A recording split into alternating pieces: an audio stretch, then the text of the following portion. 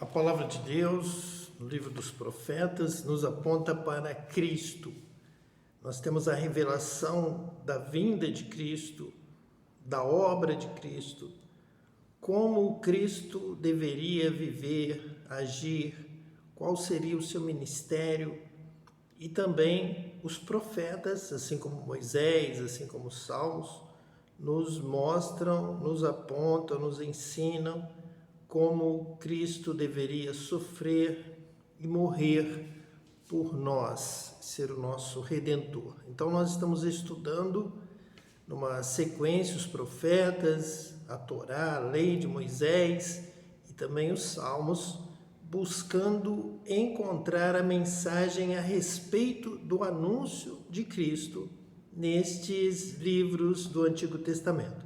Então vamos continuar estudando no livro do profeta Ezequiel, no final do capítulo 9, a partir do versículo 7, que nos diz assim: E disse-lhes: Contaminai a casa, e enchei os átrios de mortos, e saíram e feriram na cidade. Então, em primeiro lugar, nós temos aqui a palavra de Deus nos falando a respeito da punição, da impiedade, da maldade do povo de Israel, e que então Deus estaria enviando 6 homens, cada um com as suas armas destruidoras na mão.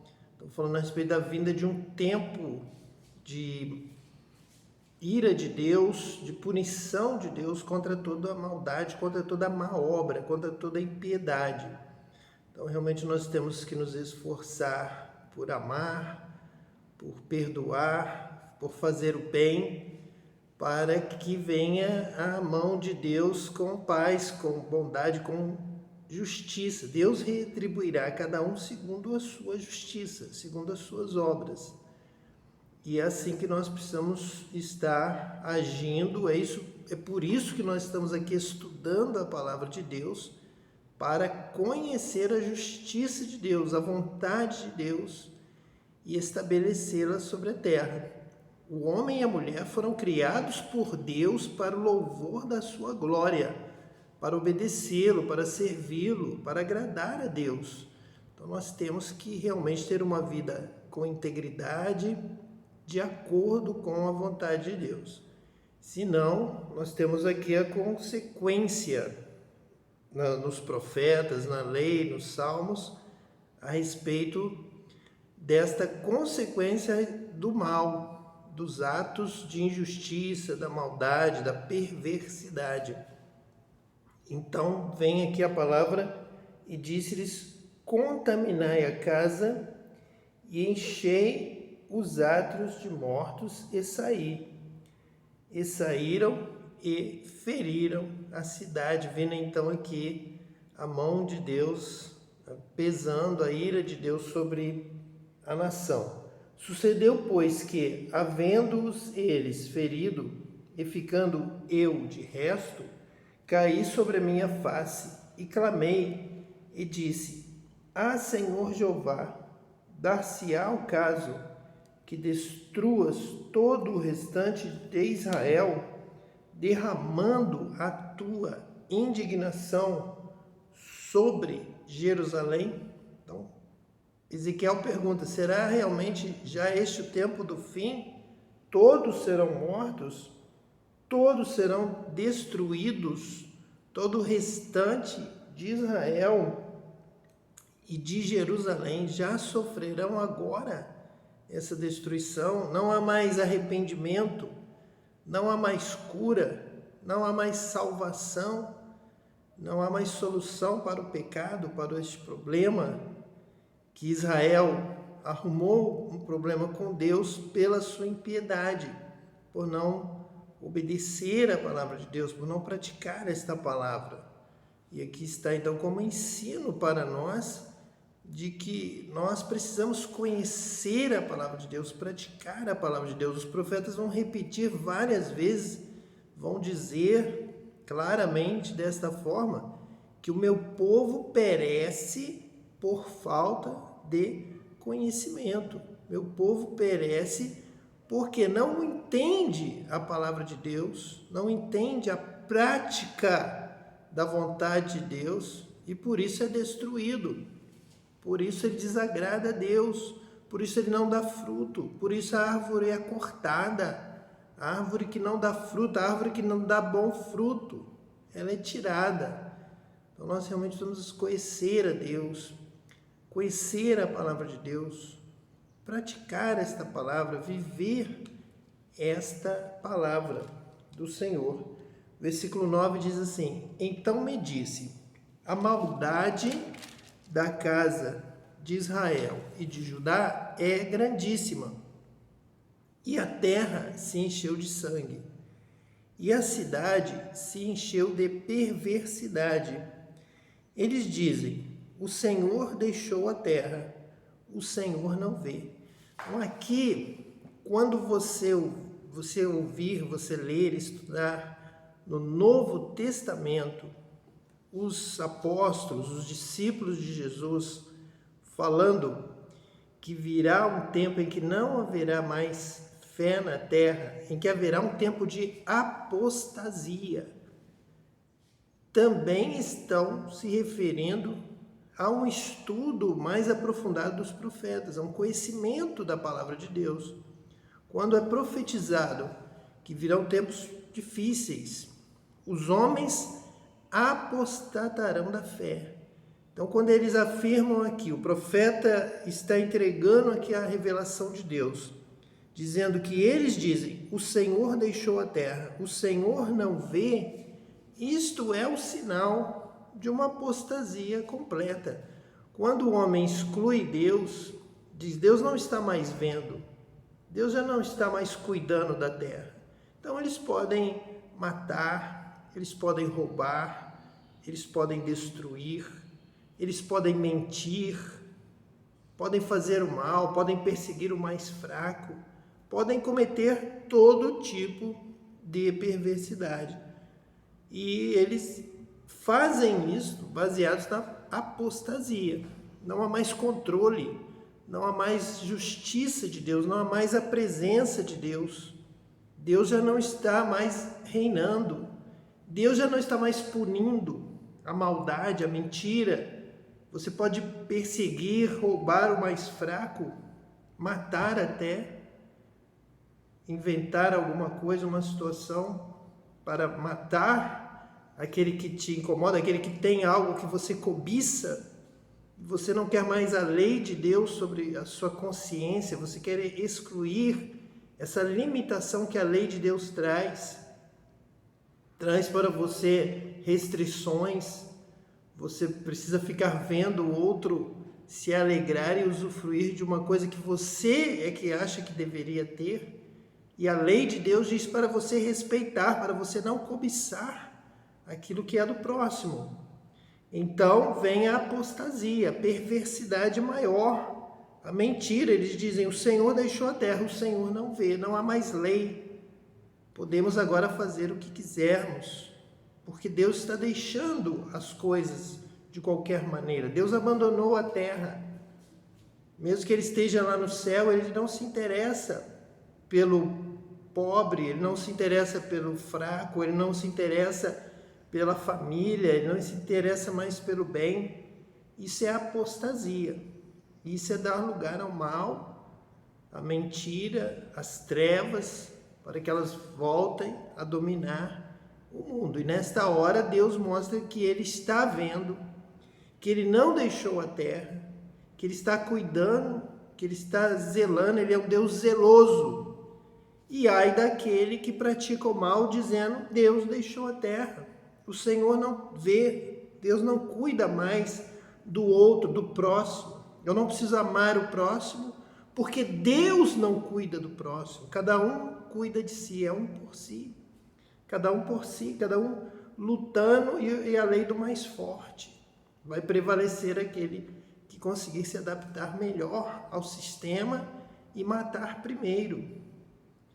Então esta é a apostasia, é realmente o ensino apostólico. Nós temos que trazer de volta unir este elo que estava quebrado, rompido, perdido nos nossos estudos bíblicos, no nosso conhecimento da palavra de Deus. Precisamos trazer de volta essa união entre os apóstolos e os profetas, e Moisés, e a Torá, e os 5 primeiros livros da Bíblia, o Pentateuco, os Salmos. Nós, quando podemos novamente perceber a ligação indispensável entre o Antigo e o Novo Testamento, nós entendemos muito melhor a palavra de Deus, o ensinamento, e trazemos isso com mais responsabilidade, ao saber que Ezequiel profetiza sobre o momento de apostasia, o momento final, o momento que a iniquidade se multiplica, o amor de muitos esfria, e nós então sabemos que Jesus falava a partir do que ele também conhecia dos profetas. Ele sempre trazia o que ele tinha de conhecimento de Daniel, de Ezequiel, de Isaías, Jeremias, que nós estamos aqui estudando. E lá, após a sua ressurreição, ele faz questão de reunir os seus apóstolos e relembrar tudo o que foi dito a respeito dele nos profetas e nos salmos e em Moisés. E é isso que Deus está aqui nos trazendo para fazer, para retomar essa união da palavra de Deus.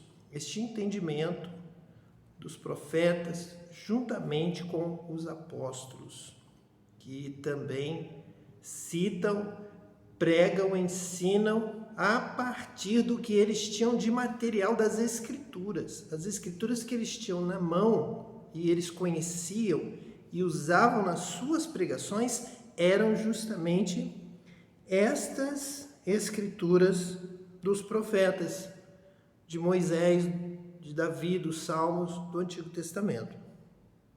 Versículo 10 diz assim: pois também, quanto a mim, não poupará o meu olho, nem me compadecerei.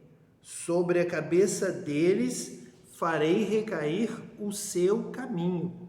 Então é importante nós ouvirmos isto, que Deus fará recair sobre cada um o seu caminho. Então, quando Paulo diz que aquilo que o homem semear, isto ele ceifará, ele está de acordo com a palavra dos profetas. É o seu caminho, é o que você faz. Se alguém falar que crê na salvação, basta crer e você será salvo. Você será perdoado pela graça, a graça salva, graça salvadora, graça redentora. É uma grande verdade. Todos os nossos pecados, os pecados da humanidade, o pecado inicial, o pecado principal, o pecado do primeiro homem, da primeira mulher no Jardim do Éden. Então, todos esses pecados, eles são perdoados. Porém, se você continua vivendo, tem 1 segundo de vida, você tem que viver uma nova vida. Você tem um novo caminho. Você nasceu de novo. Você é um novo homem. Você é uma nova mulher. Você é uma nova criatura em Cristo. Você tem a mente de Cristo. Então, a salvação vai incluir o seu caminho. Você vai encontrar a porta estreita e vai entrar por ela. Você vai entrar no caminho estreito e vai andar por ele. Você vai seguir a Cristo. Você vai andar nos passos de Cristo. Você vai aprender com Cristo e será uma nova criatura. E andará na luz e não nas trevas. Então haverá um novo caminho. E a palavra de Deus vai nos alertar que se não houver, se você viver mais um dia, você foi perdoado pela graça salvadora de todos os pecados do passado, do mundo, da terra, dos homens, de qualquer antepassado seu. Você será perdoado, mas você dará conta a Deus de cada passo, da sua injustiça, da sua maldade, da sua violência. Você dará conta a Deus. E você deve brilhar como o sol, você deve amar a Deus, você deve amar ao próximo. Você deve ter uma justiça superior à daquele que não conhece Cristo. Foi o que Jesus disse: se a vossa justiça não excederem muito a dos escribas e fariseus, de modo algum vocês entrarão no reino dos céus. Nós não podemos pular textos de Jesus, da Bíblia, porque nós formulamos uma certa doutrina limitada. Mas nós não estamos aqui para invalidar a graça, a fé, a salvação, mas nós estamos aqui para dizer que nós nascemos de novo. O apóstolo Paulo mesmo disse: ai de mim se eu não pregar o evangelho. Porque nós vamos então viver uma vida ociosa, não vamos dar frutos, não vamos pregar o evangelho, não vamos amar, não vamos perdoar, porque já estamos salvos, porque somos salvos. A salvação não veio para isso, a salvação veio para nos fazer novas criaturas, para nos dar um novo nascimento, para nascermos de novo. Isso é a salvação, esta grande salvação, esta maravilhosa graça transforma o nosso ser, transforma a nossa vida e nos abençoa, nos dá vitória sobre o mal, sobre o diabo, nos dá a graça de brilharmos nessa terra anunciando a salvação para que multidões venham a Cristo e sejam salvas. Então o Senhor espera de nós que nós venhamos a dar muitos frutos, 100 por 1, 50 por 1, para que nós possamos realmente sermos sempre abundantes na obra do Senhor, sempre muito produtivos. Para isso, Ele nos batiza com o Espírito Santo, nos dá os dons espirituais. Deus faz isso porque Ele tem uma obra, porque a seara é grande, porque é um trabalho, é um serviço. Nós precisamos servir ao Senhor, nós precisamos nos alegrar como aquele que sai levando a semente, sai andando e chorando, mas volta com alegria, trazendo seus molhos, trazendo fruto, trazendo o resultado. E Deus te recompensará. A palavra de Deus nos diz que nós devemos acumular tesouros no céu. E são estes tesouros a nossa herança em Cristo, porque Cristo foi fiel até a morte e morte de cruz. Ele realizou uma obra, ele cumpriu um ministério. Ele não ficou à toa no mundo, salvo pela graça. Ele veio trazer a salvação. E ele também nos diz: ide por todo mundo, pregai o evangelho a toda criatura, rogai ao Senhor da seara que mande trabalhadores para a sua seara. Então nós precisamos enfrentar esta questão do serviço, esse desafio em que há uma tendência a nos mandarem parar, nos aquietar e cantarmos até a volta de Jesus. Há uma tendência a que nós não estejamos trabalhando, que nós não estejamos nos cansando. Mas a palavra de Deus também vem fortemente nos chamando ao trabalho, enquanto é dia, a dar frutos, a ganhar almas, a apacentar o rebanho de Deus, a trabalhar, a fazer o bem, a realmente darmos a nossa vida ao Senhor, a que nós também possamos nos lembrar do nosso Criador nos dias da nossa mocidade, enquanto temos força, enquanto temos vigor, enquanto podemos dar o melhor de nós, o melhor da nossa mocidade, o melhor da nossa vida, o melhor para Deus, o melhor para a glória de Deus, o melhor para as almas, o melhor para as vidas que Deus ama, que Jesus morreu na cruz por estas vidas. E o Senhor nos pede: lembra-te de mim, assim como eu tenho me lembrado de você para a graça, para a salvação.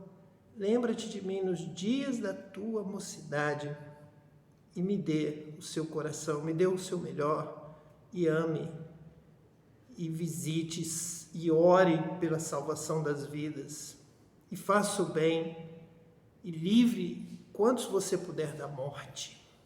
e seja uma bênção nas mãos do Senhor. Seja um filho de Abraão, seja abençoado pela graça e seja uma bênção nas mãos de Deus, pelo poder de Deus. E o versículo 11, o último versículo de Ezequiel, capítulo 9, diz assim: E eis que o homem que estava vestido de linho, a cuja cinta estava o tinteiro, tornou com a resposta, dizendo: Fiz como me mandaste. Então aqui em Ezequiel 9:11 está Cristo. Cristo é aquele que está vestido de linho, é aquele que traz a palavra de Deus, é o verbo de Deus, é o logos de Deus, é o conhecimento de Deus, ele é a revelação de Deus. Cristo é o modelo do escolhido de Deus. Cristo é o modelo do Filho do homem. É aquele que revela ao homem como ele precisa ser, o que ele precisa fazer para se tornar um filho de Deus, para ser salvo. Salvos e escolhidos são os filhos de Deus, os que têm o seu nome escrito no livro da vida. Então ele está com um vestido de linho e na sua cinta ele tem um tinteiro. E ele diz: Fiz como me mandaste. Ele é aquele que cumpre toda a palavra de Deus. Ele é aquele que é fiel em tudo, obedece a Deus até a morte, é fiel a Deus, cumpre a vontade do Pai. Ele diz que o Pai o ama porque ele faz tudo o que o Pai lhe manda fazer, porque ele obedece. E nós, quando temos um encontro com Cristo, nós temos este encontro de também nos tornarmos como Cristo, também passarmos a ser como Ele, filhos de Deus, co-herdeiro com Ele de todas as coisas. Ele recebe de Deus todo o poder no céu e na terra. Ele recebe tudo. Ele recebe toda a herança de Deus no céu. Ele recebe todo o poder porque ele cumpriu tudo, ele fez tudo como o Pai mandou. É nessa obediência, é nesta fidelidade que ele é mais do que vencedor. E nós, quando nos aproximamos de Cristo, quando encontramos com Cristo, o nosso coração também precisa buscá-lo. Nós precisamos buscá-lo de todo o coração, com toda a nossa força, com toda a nossa alma. Nós podemos dizer que nós temos que buscar não menos do que tudo. Cristo é aquele que ensina tudo a respeito do Pai, nos revela tudo, nos revela a palavra de Deus integralmente, completamente, tudo. E nós precisamos buscar a Cristo com o coração entregue, contrito. Senhor, eu quero fazer tudo por Ti. Eu quero, Senhor, tudo entregar a Ti, tudo a Ti, Jesus, entrego, nunca menos do que tudo. Cristo tem tudo para você. Cristo tem tudo para a sua alma. Cristo tem a vida eterna. Cristo tem a salvação. Cristo tem a glória de Deus. Tem os céus para te entregar. Toda a herança de Cristo é tua. Tudo. Não menos, nunca menos do que tudo. O Senhor promete guardar, estar ao lado, revelar-se forte, proteger em todos os momentos de todo o mal. Promete dar vitória àquele cujo coração é totalmente seu. Não menos do que tudo. O coração a Cristo entregar. Entregar toda a vontade, toda a honra, toda a glória, todo o louvor, toda a adoração, o seu melhor, tudo que você tem, a sua mocidade, a sua juventude a Cristo, tudo a Cristo, toda a sua capacidade, toda a sua força, entregar a Cristo. Foi Ele que disse: todo o poder me foi dado no céu e na terra, nunca menos do que tudo. Poder para abençoar, poder para salvar, poder para curar, poder para libertar. Cristo pode tudo. E Ele pode tudo na sua vida. Ele pode te dar o dom espiritual, pode te batizar com o Espírito Santo e o Espírito Santo, te fazer lembrar de tudo o que Jesus falou, de tudo que ele tem a falar, da sua revelação na hora certa, te dar a palavra, te dar a vitória, te dar condição de responder a qualquer um, a qualquer pergunta, a toda questão. Jesus é aquele que nos ensina tudo. E o Espírito Santo que ele nos dá, com o qual ele nos batiza, ele nos faz lembrar de tudo o que Jesus nos ensina. Jesus disse certa vez: vai, vende tudo o que tem e dar-te-ei um tesouro no céu, não menos do que todo o coração entregue para servir a Cristo, porque é isso que Cristo pode fazer conosco, é isso que ele faz com a nossa vida. Ele nos dá todo o reino, ele nos dá a sua glória, ele nos dá a participação na sua herança. Jesus disse que o reino de Deus é comparado a alguém que encontra um tesouro em um campo. Ele vai, vende tudo que tem e compra aquele tesouro, porque aquele tesouro tem um valor maior do que tudo. É maior do que toda a riqueza, é maior do que a prata, é maior do que o ouro. Ele é tudo para mim, ele é tudo para nós. Ele tem o reino de Deus. A palavra de Deus diz assim ainda: buscai em primeiro lugar o reino de Deus e a sua justiça, e tudo mais vos será acrescentado. Nunca menos do que tudo. Deus tem tudo para te dar. Deus te ama, ele quer te dar a bênção. Deus quer te abençoar ricamente em tudo, em toda a sua vida. Ele quer te dar dias de alegria, dias de paz, dias de esperança, dias de certeza de vitória. Você vai passar a olhar para cima, para a glória de Deus, para aquilo que te está reservado, preparado por Deus na glória, e você vai se alegrar todos os dias da sua vida. Ele vai te fazer, além de olhar para cima, ele vai fazer você olhar para frente. Você verá que o futuro te espera com alegria, com vitória, que você é mais do que vencedor por aquele que te amou, porque ele se deu, ele que te deu tudo, ele que deu a sua própria vida. Se ele te deu tudo, ele deu a vida por você, ele também te dará a herança, ele te dará tudo, ele te abençoará em tudo, e ele estará sempre, para sempre, com você. O seu coração precisa deste propósito, de obedecer a Cristo em tudo, porque ele obedeceu o Pai na sua vontade, no seu amor, na sua vontade de nos salvar, de nos abençoar em tudo. Você precisa ter um propósito de cumprir a sua vontade, de conhecer a palavra de Deus, de orar, pedir: Deus, eu quero te servir, Deus, eu quero te conhecer, Deus, eu quero conhecer a tua palavra, eu quero entender, Senhor, a tua palavra, a revelação da tua vontade para a minha vida. Senhor, eu quero fazer tudo o que o Senhor mandar. Senhor, eu quero ser fiel a ti, porque Jesus foi fiel até a morte, porque ele fez tudo por mim. Senhor, eu quero fazer tudo para a tua honra, para a tua glória.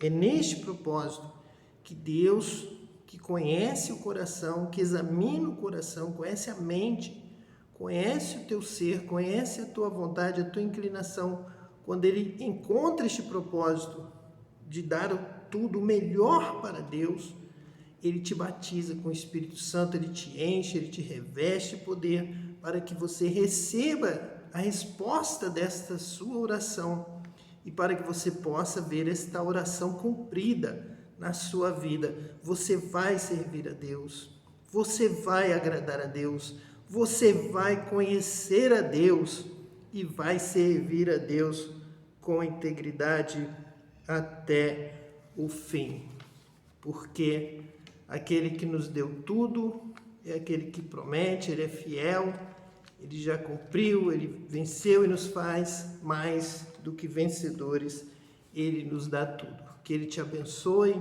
abençoe a sua casa, a sua família, em nome de Jesus.